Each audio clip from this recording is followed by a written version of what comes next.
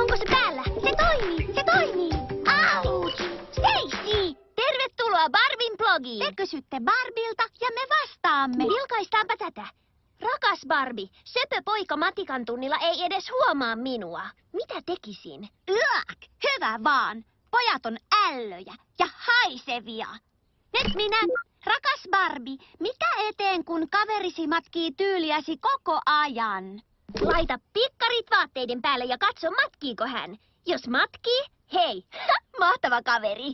Ja vielä yksi kysymys. Rakas Barbie, apua, minua pyydettiin tanssiaisiin, mutta en osaa tanssia. Se on helppoa, pitää vain antaa mennä.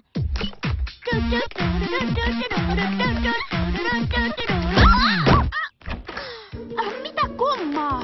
Ja siinä oli Barbin blogi.